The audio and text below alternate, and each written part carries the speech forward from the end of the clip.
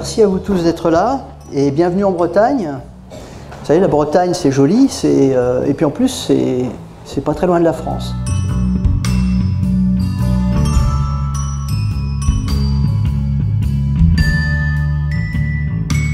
Bah oui, il y a quelque chose qui résonne comme une urgence. Hein. Quelqu'un a dit, je sais plus qui c'était, nous sommes en guerre. Il a sûrement raison. Après, quelle guerre? Ça, je sais pas. Contre quoi? Contre qui? Contre des virus? Contre des Russes? Contre des Gugus? De pratique de Patrick. Oula, c'est pas très fort. C'est des chinoiseries là. On pourrait dire qu'il pratique 100% ce que Liang Gokun enseigne. Donc d'un coup, c'est pas médecine sinologique, parce que j'ai dit, pour être médecine sinologique, il faut avoir un point de vue extérieur. Il faut avoir de nouveautés. Et là, c'est pas des nouveautés. Faux. Parce qu'il arrive de faire cette médecine avec le sens humanitaire. Vous voyez? Quand j'ai vu cette petite chariot derrière, quand j'ai vu il a présenté toute cette tibétaine et quand il a envoyé des équipes pour sauver des Africains, mais il est allé beaucoup plus loin que Liang Gokun. Je suis désolé. Même s'il a, selon lui, il a de l'autorisation de Liang Gokun, mais Liang Gokun n'a jamais pensé de ça. Hein? Il est installé au Canada, c'est pas pour sauver des Blancs, hein? C'est pour gagner l'argent. Je suis désolé. Hein? Mais là, son disciple, quand il est allé à Europe de l'Est, en Afrique, à l'Asie, et c'est pas pour l'argent, hein. C'est vraiment pour sauver les gens. Ça, c'est quelque chose, bravo, vous êtes plus loin. C'est pour ça que je vous quand même garder dans mes recherches de médecine sinologique. Merci beaucoup. Merci.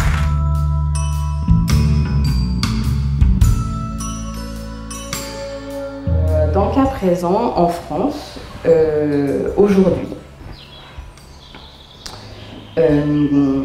il n'est pas interdit de pratiquer l'acupuncture, ni la médecine traditionnelle chinoise. Il n'y a aucun texte. Il n'y a pas de loi qui dit la médecine traditionnelle chinoise est interdite. Pratiquer une autre médecine que la médecine dite conventionnelle ou occidentale est interdite. Il n'y a pas de texte qui dit ça. Par contre, il y a un texte qui est un texte qui est posé dans le Code de la santé publique, qui, elle, définit la pratique de la médecine, en tout cas qui délimite un périmètre qui attribue un monopole à des personnes qui sont titulaires d'un diplôme de docteur en médecine.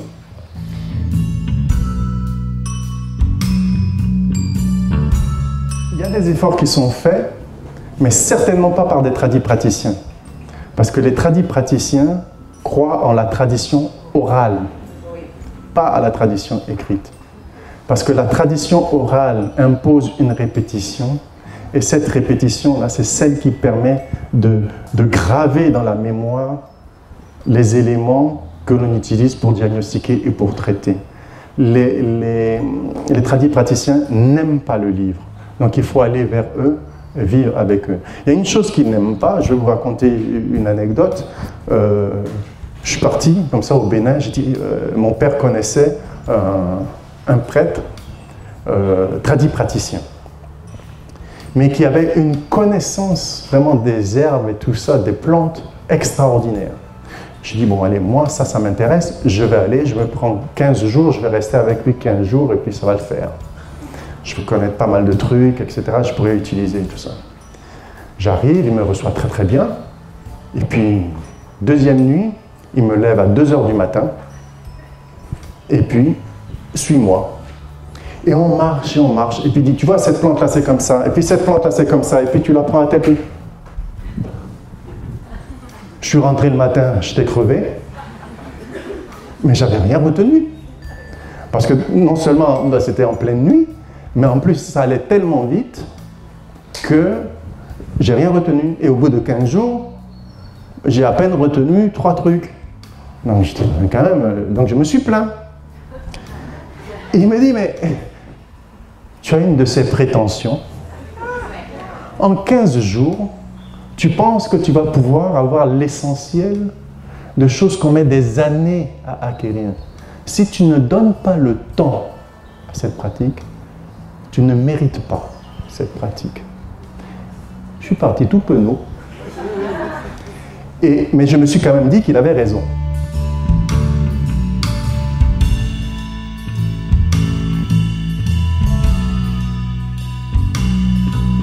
Pourquoi j'ai honoré mes deux grands-pères? Parce que c'était des contemplatifs de la nature, aussi. D'ailleurs, le savoir, ils n'allaient pas le chercher dans les livres, aucunement, c'était des paysans.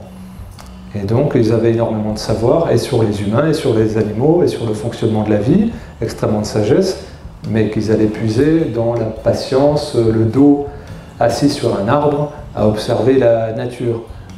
J'ai lu avant-hier qu'il était très difficile pour les agriculteurs de semer en ce moment parce que les tempêtes solaires perturbaient les GPS. Moi, mon grand-père, il mettait les mains dans la terre et il dit « il faut attendre encore 3 jours pour semer ». Moi, je me disais « mais il déraille le vieux ». Il disait « il faut encore attendre 3 jours pour qu'il y ait la lune adaptée ». Et donc vous avez des études en double aveugle qui viennent vous justifier que la lune n'a pas d'influence sur les semis, sur les cultures, sur les récoltes. Il y a des gens qui sont derrière des algorithmes d'ordinateur qui disent si, ça sert à rien, mais qui n'ont jamais été questionnés. L'agriculteur issu de 10, 15, 20, 30 générations d'agriculteurs, qui sait exactement comment fonctionne la terre, comment fonctionne le cycle des saisons, et comment on va élaborer un savoir sur la nature, enfermé derrière un écran avec de l'air conditionné.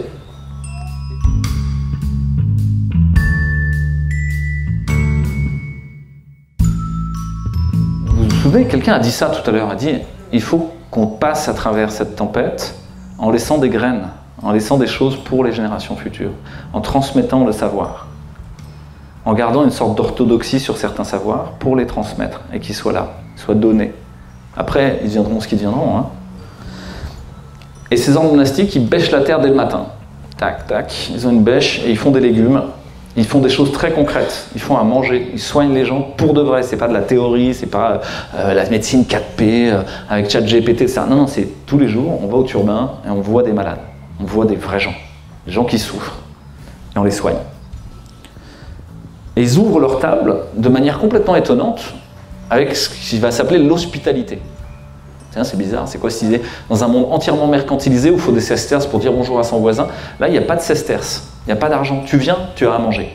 Viens dans le monastère, tu es accueilli, il y a un accueil inconditionnel. C'est intéressant aussi ça. C'est-à-dire que si j'échappe à la question financière au sein des médecines, à la question économique, peut-être je prends moins de risques.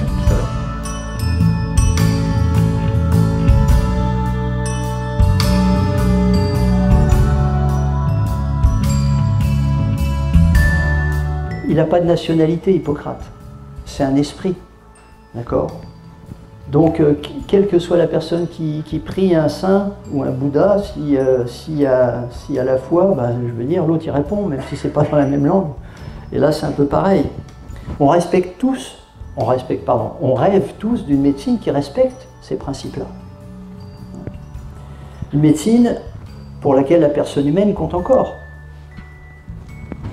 Une médecine qui ne fabrique pas autant de maladies qu'elle prétend en soigner. Parce que ça, c'est tout le contraire. Hein. Qui ne pratique pas l'acharnement et la menace, mais qui écoute le patient et qui le respecte en même temps. Vous voyez, médecine impériale, tu ne vas pas menacer l'empereur.